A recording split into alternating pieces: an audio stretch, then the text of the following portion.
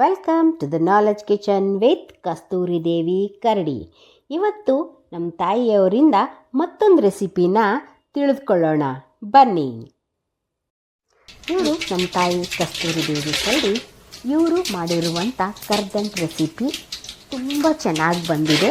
So ಅದನ್ನು ನಾನು ನನ್ನ ಯೂಟ್ಯೂಬ್ ಚಾನಲಲ್ಲಿ ಅಪ್ಲೋಡ್ ಮಾಡಿದ್ದೆ, ಜೊತೆಗೆ ಇನ್ಸ್ಟಾಗ್ರಾಮಲ್ಲೂ ಕೂಡ ಹಾಕಿದ್ದೆ. ಇನ್ಸ್ಟಾಗ್ರಾಮಲ್ಲಿ ಇದಕ್ಕೆ 1,00,000 ವ್ಯೂಸ್ ಬಂದಿದೆ. ಸೊ ಎಲ್ರಿಗೂ ತುಂಬ ಹೃದಯದ ಧನ್ಯವಾದಗಳು.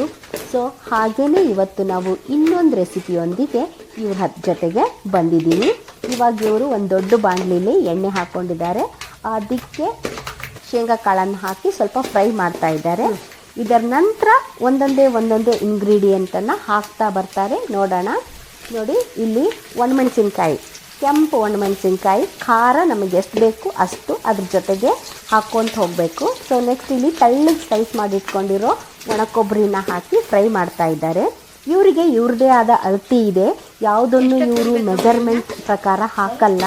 ಸೊ ಅವರಿಗೆ ಒಂದು ರುಚಿ ಗೊತ್ತಿರುತ್ತೆ, ಅದ್ರ ಪ್ರಕಾರನೇ ಹಾಕ್ತಾ ಹೋಗ್ತಾರೆ. ಸೊ ಇದೆಲ್ಲ ನೀವು ನಿಮ್ಮ ರುಚಿಗೆ ತಕ್ಕಷ್ಟು ಹೆಂಗೆ ಬೇಕೋ ಅದು ಹಾಕ್ತಾ ಹೋಗಬೇಕು.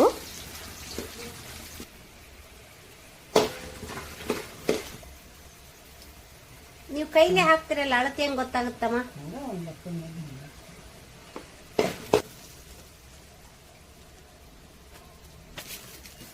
ಈಗೇನು ಹಾಕಿದಿ? ಸರಿ. ಇಲ್ಲಿ ನಾವು ಮೀಡಿಯಮ್ ಅವಲಕ್ಕಿನ ತೊಗೊಂಡಿವಿ. ಅದನ್ನ ಮೊದಲು ನಾವು ಚಂದಗೆ ಜರಡಿ ಹಿಡ್ಕೋಬೇಕು. ಜಡಿ ಹಿಡ್ಕೊಂಡ್ರೆ ನಮಗೆ ಕೆಳಗಡೆ ಪುಡಿ ಗಿಡಿ ಎಲ್ಲ ಹೊರಗೆ ಬರುತ್ತಾ. ಏನು ಮೇಡ ಅಂತೀಯಮ್ಮ? ಅವಲಕ್ಕಿನ ಇನ್ನು ಮೊದಲು ಕಟ್ಟಿಗೆ ಹುರಿಬೇಕು. ಸ್ವಲ್ಪ ಬಿಸಿ ಬಿಸಿ ಆಗುತ್ತಂತ ಹುರಿದ್ರೆ ಏನಕ್ಕವು ಒಳ್ಳಾಗ್ತವೆ. ಅವಲಕ್ಕಿ ಕುರು ಕುರು ಕುರು ಅಂತ. ಹಸಿ ಅವಲಕ್ಕಿನ ಮೊದಲು ಒಂದು ಸ್ವಲ್ಪ ಹುರಿಬೇಕು. ಹಿಂಗೆ ಹಸಿ ಅವಲಕ್ಕಿನ ಹುರಿಬೇಕು. ಆಮೇಲೆ ಒಗ್ಗರಣೆ ಮಾಡಿ ಹಾಕುದಾ? ಅದಕ್ಕೆ ಅದ್ರಾಗ ಅವಲಕ್ಕಿ ಹಾಕಿ ಹುರಿದ್ರೆ ಹಿಂಗೆ ಆಗ್ತಾವ. ಹುರಿದ್ರೆ ಕುರು ಕುರು ಅಂತ ಹಿಂಗೆ ಬಾಯಾಗ ಹಾಕೊಂಡು.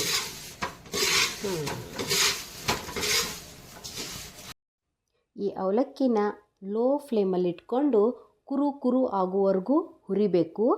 ನಿಧಾನಕ್ಕೆ ಹುರಿರಿ, ಲೋ ಫ್ಲೇಮ್ ಇರಲಿ.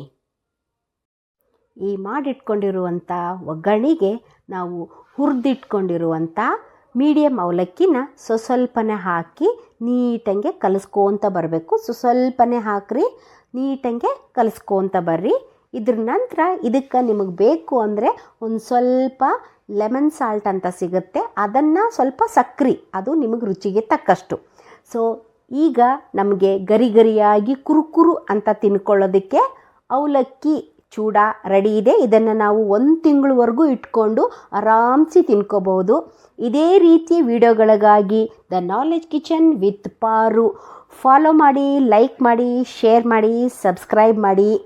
ಧನ್ಯವಾದಗಳು. ನಿಮ್ಮ ಪ್ರೀತಿ ಇದೇ ರೀತಿ ಇರಲಿ. Thank you.